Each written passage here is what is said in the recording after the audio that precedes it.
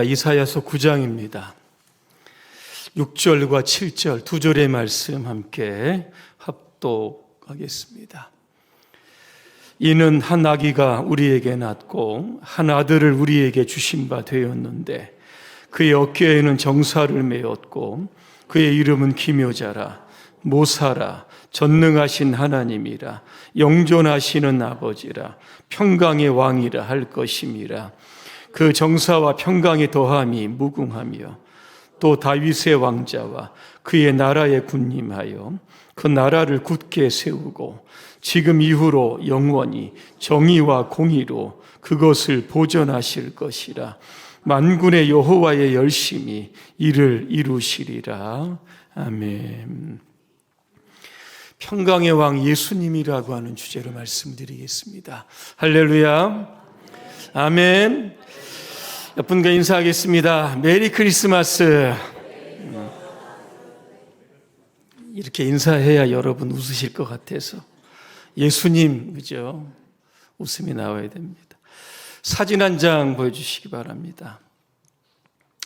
2014년 영국의 조각가인 앤디 에즈워즈가 크리스마스 휴전이라고 하는 동상을 그 리버풀 세인트 루크 교회 앞에 세웠습니다.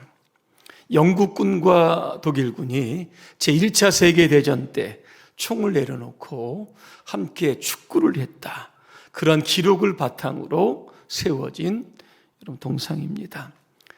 1914년입니다. 12월 24일 1차 세계대전이 발발을 하고 6개월이 지나 전쟁이 교착 상태에 이르게 됩니다. 깊은 밤중에 독일군 부대에서 고요한 밤, 거룩한 밤, 어둠에 묻힌 밤, 성탄의 노래가 흘러나옵니다. 곧 이어서 독일군의 한 병사였던 카를 멜루그라고 하는 병사가 진지에 나와서 무인지대로 걸어가고 있었습니다. 그때 영국 한 병사가 마치 마법에 홀린 듯 자기도 자기의 진지에 나와서 무인지대로 가서 그 사람과 오늘 저렇게 악수를 하게 되는 겁니다. 곧이어 양측에 있던 병사들이 함께 나오면서 인사를 나누게 됩니다. 담배도 건네주고 초콜릿도 나누어 주면서 서로 인사도 하고 축구도 하게 됩니다. 그리고 헤어집니다. 한 영국군 병사는 이런 기록을 남겼습니다. 몇 시간 전까지만 해도 서로 죽이려고 했던 사람들을 만나 악수를 했다니 정말 믿을 수 없는 일이었다. 어느 프랑스 병사는 이런 기록을 남겼습니다. 헤어지기 전에 마치 오랜 친구가 그런 것처럼 기념품을 교환했다. 한 명은 자기 주소를 적어주며 전쟁이 끝나면 한번 만나자고 했다. 이런 사람들끼리라면 절대로 전쟁은 이 땅에 일어나지 않을 것이다. 한 병사는 이렇게 기록했습니다. 만일 영화에서 이러한 장면을 봤다면 거짓말이라고 말했을 것이다. 이와 같이 비공식 휴전 상태를 경험한 군인들이 약 10만 명 정도 이르렀다고 합니다.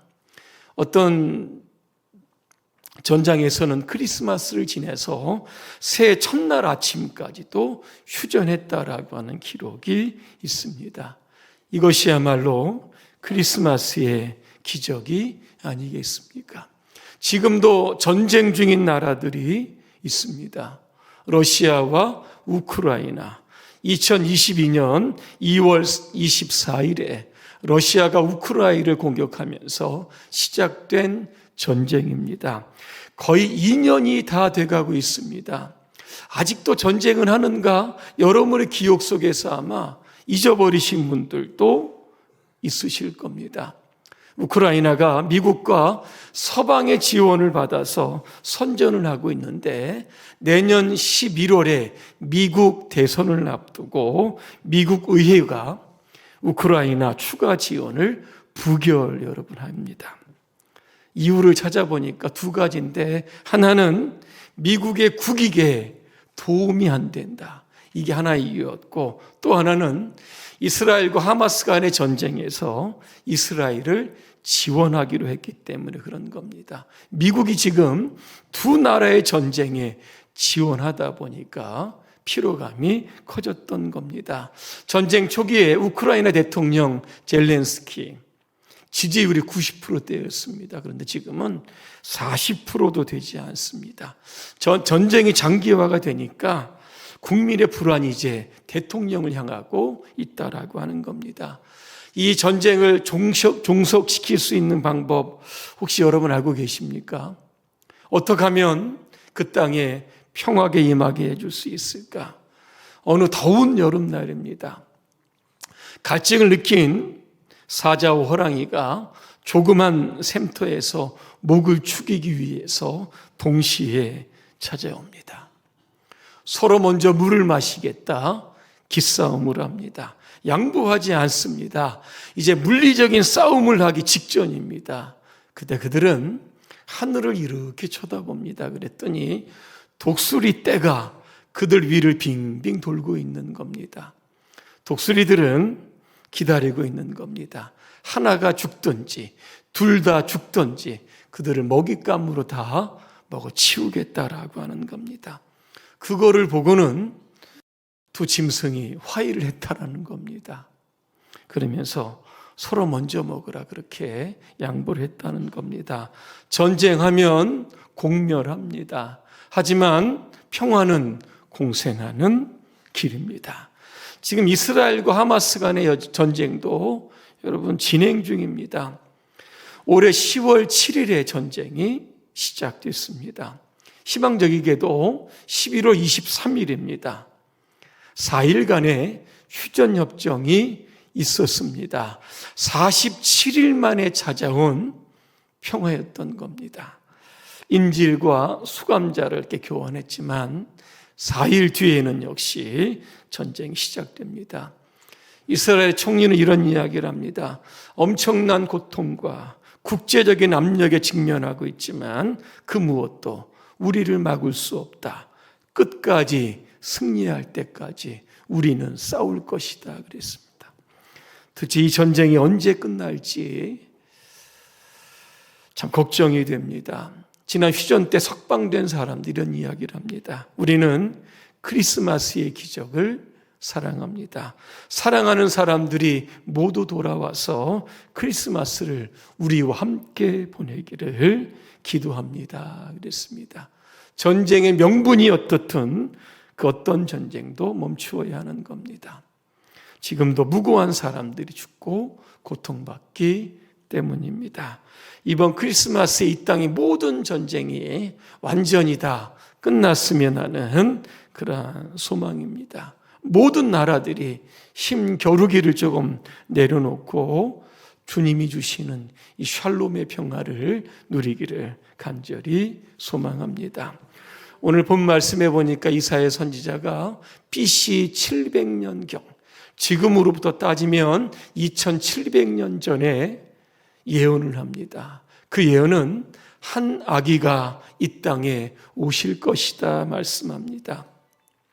우리가 읽지 않았지만 9장 2절에 보니까 이사야는 한 아기를 가리켜서 예수님이신데 그분은 큰 빛으로 오신다 그렇게 말씀합니다. 9장 1절에 보니까 이사야 당시에 스불론과 납달리 갈릴리 지역은 흑암이 가득했다 그랬습니다. 고난의 땅이었고 멸시를 받는 땅이었다는 겁니다. 왜 그 땅이 흑암 중에 있고 고난과 멸시를 받았을까? 역사적으로 거슬러 올라가면 이런 일이 있었던 겁니다. 솔로몬이 죽고 난 이후에 이스라엘은 남북으로 갈라지게 됩니다. 북쪽에 10지파가 있었는데 초대 왕이 누구냐면 여로보암이었던 겁니다. 나라를 세우고 가장 먼저 했던 게 무엇이냐면 남쪽에 있는 예루살렘 성전으로 예배를 드리러 가는 것을 막았던 겁니다. 그래서 북쪽 이스라엘 땅에다 산당을 세워놓고 금송아지를 또 만들어서 이게 하나님이다, 우상을 섬기도록 강요를 했다는 겁니다. 우상 숭배는 하나님이 가장 싫어하시는 행위입니다. 그로 인하여 주변의 나라들을 막대기로 삼으시고 채찍으로 삼으셔서 북이스라엘을 징계하게 되셨던 겁니다. 그러면 매를 맞으면 하나님께 돌아가야 되는데 오히려 더 하나님을 대적합니다. 하나님을 떠나서 무당들을 찾아가고 마술사들을 찾아가는 일이 발생하게 되었다는 겁니다.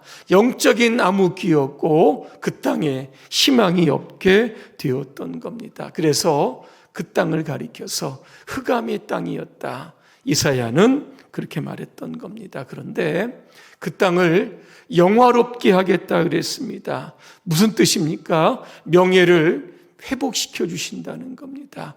그 회복의 방법이 무엇일까? 오늘 2절에 보니까 흑암에 행하던 백성이 큰 빛을 보고 사망의 그늘진 땅에 거주하던 자에게 빛이 비춘다 그랬습니다.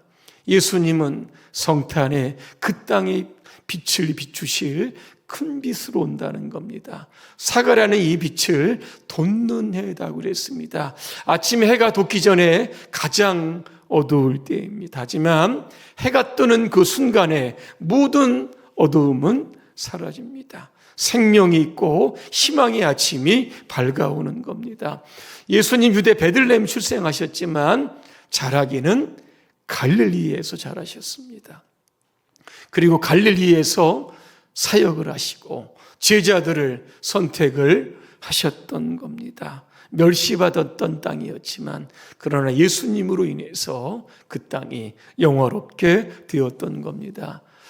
지금도 많은 분들이 성지 순례를 가는데 갈릴리에는 꼭 한번 가봅니다. 갈릴리 바다에서 배를 타기도 하고 베드로 고기라고 하는 것을 먹기도 하면서 주님의 사역의 흔적이 있었던 그러한 곳들을 방문하면서 주님을 한번 회상하게 되는 겁니다. 138년 전에 이 땅에 언두우드와 아펜젤러가 이 땅에 오기 전에 우리나라는 미신과 우상과 가난과 질병으로 희망이 없었습니다. 울밑에 선 봉선화처럼 그냥 그저 눈물을 흘리던 그런 민족이었습니다. 그때 우리나라는 영적으로 암흑기였습니다. 하지만 이 땅에 오신 선교사들이 복음의 빛을 통해서 우리나라가 희망을 갖게 되었던 겁니다. 그래서 우리나라가 여러분 예수 믿고 가장 빠른 시기에 여러분 복음 강국이 되었습니다. 그리고 경제적으로 보면 경제 대국도 되었습니다. 미국에 이어서 전 세계의 선교사를 두 번째로 파송하는 그런 나라가 되었던 겁니다. 그런데 1900년도, 2000년도가 지나면서 우리나라가 조금 살만해졌습니다. 그때부터 하나님을 버립니다. 돈을 쫓아가고 허영을 쫓아가고 쾌락을 쫓아가는 시대가 되었던 겁니다. 우리나라 그 국민 소득이 35,000달러가 여러분 넘는다고 합니다. 하지만 그 이면에 보니까 하루에 35명이 여러분 자살하고 있는 거 여러분 아십니까? 저출산 고령화로 사회가 위기 가운데 있습니다. 최근에 신문에 보니까 고립하고 운둔하는 청년이 약 54만 명이라 그랬습니다. 집 밖으로 나오지 않습니다. 사람과 관계를 맺지 않는 사람이 청년 인구의 약 5% 정도 된다고 하는 겁니다. 더 심각한 것은 종교 인구가 감소하고 있다는 겁니다. 5년 전에 비해서 계신 그 20대 청년 그 숫자가 절반 정도 감소했습니다. 2030년에는 전국 교회학교 90%가 교회학교가 없어진다는 그런 통계도 여러분 나왔습니다. 세상도 그렇고 교회도 갈수록 위기의 때가 이르게 됩니다. 가야 할 곳이 보이지 않으면 얼마나 여러분 답답한 일이겠습니까? 미래가 암담할 수밖에 없는 겁니다. 그래서 우리는 이번 성탄절에 큰 빛으로 오시는, 그래서 우리의 갈 길을 보여주시고 열어주시는 그러한 주님을 우리는 기대하고 소망해야 될 겁니다. 두 번째, 예수님은 한 아기로 오셨는데 그 이름이 다양합니다. 어깨에 정사를 매셨다는 것은 통치권을 가지고 계시다는 겁니다. 세상 만물을 다스리는 분이 바로 예수님이라고 하는 뜻입니다. 오늘 예수님은 그 이름이 너무나 다양한데 그 이름을 좀 소개하면 이렇습니다. 첫째로 기묘자다 그랬습니다. 영어로 보니까 더 원더풀 이렇게 되어 있습니다. 예수님의 탄생 자체가 여러분 기묘합니다. 성령으로 잉태되어 동정녀 마리아에게 탄생이 되셨던 겁니다. 수많은 기적을 일으키셨습니다. 십자가에 죽으시고 부활하심으로 우리에게 영원한 생명을 주신 놀라우신 분이 바로 예수 그리스도가 되십니다. 두 번째, 예수님은 모사가 되십니다. 영어로 보니까 카운셀러라는 겁니다. 요즘 우울증 굉장히 많습니다. 갈수록 늘어가는 겁니다. 마음에 답답함이 있는데 이게 내놓고 이야기하고 터놓을 사람이 없다는 겁니다. 그런데 오늘 예수님은 우리의 상담자가 되시는 겁니다. 교회에 나와서 기도 시간이든 예배 시간이든 여러분 마음속에 있는 고민들 여러분 다 털어놓으시면 주님께서 다 들으시고 해결해 주십니다. 세 번째로 보니까 예수님은 전능하신 하나님이다 그랬습니다. 예수님은 육신을 입고 오신 한 아기로 오셨지만 본질을 보게 되면 하나님과 동등하시다는 겁니다. 그래서 사도 바울이 이런 고백을 합니다. 내가 능력 주시는 자 안에서 내가 모든 것을 할 수 있습니다. 그랬습니다.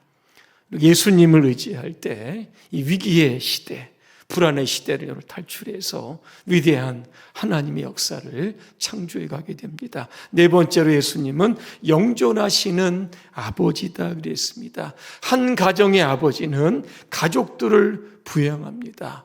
책임지는 사람들입니다. 그런데 육신의 아버지는 한계가 있고 능력이 또 제한되어 있는 겁니다. 그런데 오늘 예수님은 언제 어디서나 우리를 도우십니다. 왜 그런지 아십니까? 시공을 초월해서 우리와 늘 함께 하시기 때문입니다. 마지막 다섯 번째로 보니까 예수님은 평강의 왕이시다는 겁니다. 우리가 읽지 않았지만 제가 오늘 4절의 말씀을 한번 읽어드립니다. 주님께서 미디안을 치시던 날처럼 그들을 내리누르던 멍에를 부수시고 그들의 어깨를 짓누르던 통나무와 압제자의 몽둥이를 꺾으셨기 때문이다 그랬습니다. 당시 이스라엘 민족들 주변 강대국에 의해서 침략을 받습니다. 식민지 생활에 들어가면 노예처럼 사는 겁니다. 짐승처럼 사는 겁니다. 매맞고 살았던 겁니다. 그런데 하나님께서 압제자의 그 몽둥이와 막대기를 꺾으셨다는 겁니다. 그리고 미디안의 날처럼 승리를 주셨다는 겁니다. 사사기 7장에 보니까 미디안 사람들 13만 5천입니다. 이스라엘을 침략을 합니다. 그런데 기드온이 당시의 사사였습니다. 300명의 사람들을 모아서 그들과 싸워 승리하게 하셨습니다. 하나님께서 승리를 주신 겁니다. 그로 인하여 5절에 보니까 침략자의 군화와 피부든 군복이 모두 땔감이 되어서 불에 다 없어졌다 그렇게 말씀합니다. 더 이상 그 땅에 전쟁이 일어나지 않는다는 겁니다. 미가 선지자는 이러한 평화의 그림을 우리 가운데 말씀합니다. 미가서 4장 3절입니다. 무리가 그 칼을 쳐서 보습을 만들고, 보습은 땅을 이렇게 일구는 데 사용하는 도구입니다. 곡괭이도 될 수 있고 쟁기도 될 수 있고 삽도 될 수 있는 겁니다. 창을 쳐서 낫을 만든다 그랬습니다. 역시 여러분 농사의 도구가 아니겠습니까? 그로 인해서 그 땅에 칼을 들고 서로가 서로를 치는 그러한 전쟁이 사라질 것이다 그렇게 말씀합니다. 이사야 선지자는 이사야서 11장에도 역시 말씀합니다. 전쟁이 사라지고 평화의 나라가 도래하게 되면 사람과 사람, 사람과 짐승, 짐승과 짐승 사이 서로를 해치는 일이 없는 그러한 주님의 나라가 이루어질 것이다 말씀하고 있는 겁니다. 주님이 이 땅에 평강의 왕으로 오신 겁니다. 누가복음 2장 14절에 보니까 주님의 탄생을 축하했던 천군 천사들이 이렇게 고백을 합니다. 지극히 높은 곳에서는 하나님께 영광이요, 땅에서는 하나님의 기뻐하심을 입은 사람들 중에 평화로다, 그렇게 말씀하고 있습니다. 여러분, 세상에서 우리가 어디에서 여러분 평화를 얻겠습니까? 책을 읽거나 여행을 하거나 맛있는 거 먹으면 잠시의 즐거움은 있는데 그 순간입니다. 또 다른 염려, 근심, 수많은 생각들이 우리의 머릿속에 들어오면 또 다른 걱정이 임하게 되는 겁니다. 그래 예수님은 요한복음 14장 27절에서 이런 말씀을 합니다. 평화를 너희에게 끼치노니 곧 나의 평화를 너희에게 주노라. 내가 주는 것은 세상이 주는 것 같지 아니하리니 너희는 마음에 근심하지도 말고 두려워하지도 말아라. 그렇게 말씀하고 있습니다. 오늘 7절 말씀해 보니까 여러분, 세상 나라는 힘에 의한 평화를 추구하는 겁니다. 그래서 과거는 팍스 로마나 군사력에 의해서 세계의 평화를 여러분 지배했던 나라가 로마 아닙니까? 요마는 팍스 아메리카나 그렇게 부릅니다. 2차 세계대전 이후에 군사력을 가지고 세계 나라의 평화를 유지하고 있습니다. 근데 그러면 세상이 조금 평화로울 텐데 여러분 그렇습니까? 그렇지 않습니다. 여전히 세상은 전쟁 중에 있다라고 하는 겁니다. 여러분 결론입니다. 마태복음 5장 9절에 보니까 이런 말씀이 있습니다. 화평하게 하는 자는 복이 있나니 저들이 하나님의 아들이라 일컬음을 받을 것이다 그랬습니다. 우리가 이 땅에 작은 예수로 살아가는 길은 하나입니다. 세상에 평화를 추구하는 겁니다. 그 평화가 여러분의 마음 가운데부터 시작되기를 소원합니다. 가정에서부터, 이웃에서부터. 여러분 불화한 것 있으면 화해하시고 여러분 용서하시고 사랑하시기를 바랍니다. 그래서 여러분으로부터 시작된 그러한 평화가 온 인류의 평화로 다 이렇게 확산되어 가기를 주님의 이름으로 축원합니다. 기도하겠습니다. 은혜로우신 하나님, 세상은 여전히 전쟁 중입니다. 이 전쟁을 종식시킬 수 있는 방법, 예수 그리스도를 내 마음에 모시는 겁니다. 평강의 왕이신 그 주님께서 내 마음을 주장하시면 우리의 마음이 평화롭게 되고 그 평화가 세상으로 흘러가게 될 줄로 믿습니다. 성탄절에 평강에 오시는 주님, 나의 주님으로 다 고백하고 영접하게 하옵소서. 예수님의 이름으로 기도합니다. 아멘.